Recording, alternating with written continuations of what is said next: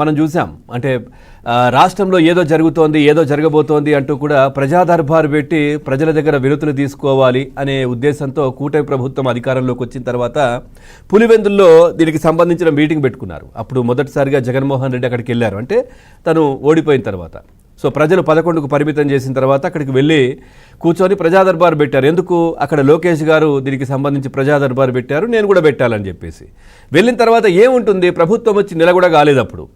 So అప్పుడు ఏం జరిగింది, సో జగన్మోహన్ రెడ్డి హయాంలో జరిగినటువంటి ఇబ్బందులు, జగన్మోహన్ రెడ్డి సృష్టించిన ఇబ్బందులు, లేదంటే అప్పుడు జరిగిన దోపిడీలు, లేదంటే అప్పుడు జరిగినటువంటి సమస్యలు, లేదంటే అప్పుడు కాంట్రాక్టర్లకు బిల్లులు ఎగ్గొట్టినటువంటి వాళ్ళందరూ వచ్చి కంప్లైంట్లు ఇవ్వడం మొదలుపెట్టారు.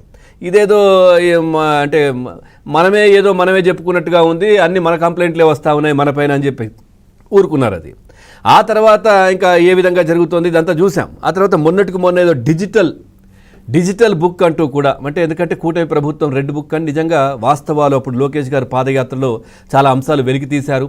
రెడ్ బుక్లో అంటే ఇబ్బందులు పెట్టినటువంటి జెన్యూన్గా ఇబ్బంది పెట్టి సాక్ష్యాలతో పాటు ఉన్నటువంటి అన్ని కంప్లైంట్లు కూడా దాంట్లో రాసుకున్నారు.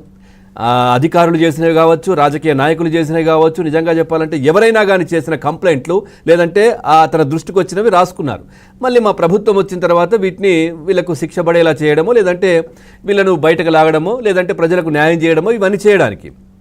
సో ఆ నేపథ్యంలో మొన్న జగన్మోహన్ రెడ్డి మనం చూసాం ఏం చేశారు, ఈ డిజిటల్ బుక్ అంటూ కూడా హడావిడి చేసి ఒక బుక్ను రిలీజ్ చేశారు, డిజిటల్ బుక్. సో అది చేసి ఆ తర్వాత ఇప్పుడు అమెరికాకు పోతున్నారు. ఇంకా బుక్లో మొత్తం పేర్లన్నీ వస్తాయి, నేను వచ్చి వాళ్ళందరినీ కలిసి దానికి సంబంధించి పరిష్కరించి అప్పుడు హడావిడి చేయొచ్చు అన్నట్టుగా జగన్మోహన్ రెడ్డి ఒక కొత్త ప్లాన్ అయితే వేశారు, డిజిటల్ బుక్. అంటే ఇక్కడ కూడా జరిగింది ఏంటి, వాళ్ళు ఒకటి అనుకున్నారు కానీ జరిగింది ఇంకొకటి. ఏం జరిగింది ఇక్కడ అంటే, సో ఈ డిజిటల్ బుక్లో సో ముందుగా ఫస్ట్గా కంప్లైంట్ ఒకటి రైజ్ అయింది. అందులో ఎవరిపైన, జగన్మోహన్ రెడ్డి హయాంలో మంత్రిగా పనిచేసినటువంటి విడుదల రజని పైన. ఆమెపైనే ఈ బుక్లో ఒక వ్యక్తి కంప్లైంట్ చేసినటువంటి పరిస్థితి. ఏం చేశారు కంప్లైంట్, తన ఇల్లు, కారు, పార్టీ కార్యాలయం పైన జరిగిన దాడికి సంబంధించిన ఫోటోలను డిజిటల్ బుక్లో తన పేరుతో పాటు నమోదు చేశారు.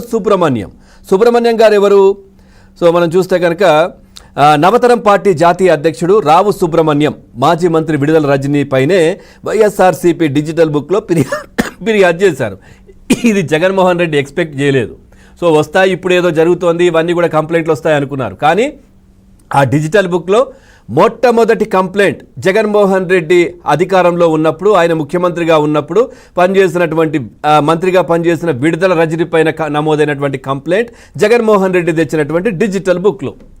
సో ఇప్పుడు ఏం చేస్తారు మరి, మొత్తం అవే కంప్లైంట్లు మొదలవుతున్నాయి. గత ప్రభుత్వంలో జరిగిన అవినీతి కావచ్చు, ఇబ్బందులు కావచ్చు, ఆ కంప్లైంట్లు అన్నీ ఇప్పుడు ఏం చేస్తారో ఈ బుక్ను తెలియదు. మరి తనతో పాటు యూరప్ ట్రిప్కు బుక్ను తీసుకెళ్తారా, ఈ డిజిటల్ బుక్ను మరి ఇక్కడికే క్లోజ్ చేస్తారా తెలియదు.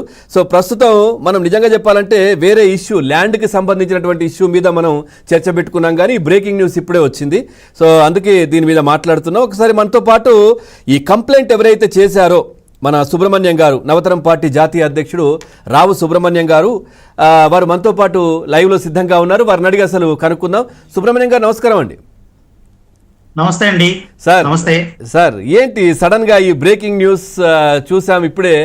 సో మీరు కంప్లైంట్ చేశారు విడుదల రజనీ పైన. జగన్మోహన్ రెడ్డి చాలా ఆర్భాటంగా ఇక ఉంటుంది ఇప్పటి నుంచి అన్నట్టుగా వాళ్ళందరూ ప్రచారం చేస్తున్నారు. ఈ డిజిటల్ బుక్కు సంబంధించి చాలా హోప్స్ పెట్టుకున్నారు, దీంట్లో చాలా కంప్లైంట్లు వస్తాయి, ఇంకా మేము అవన్నీ పరిష్కరిస్తాం అంటూ. డిజిటల్ బుక్తో కూటమి ఇక సినిమానే అంటూ కూడా మొన్న చెప్పారు వీళ్ళంతా. కానీ ఇప్పుడు మొత్తం వాళ్ళ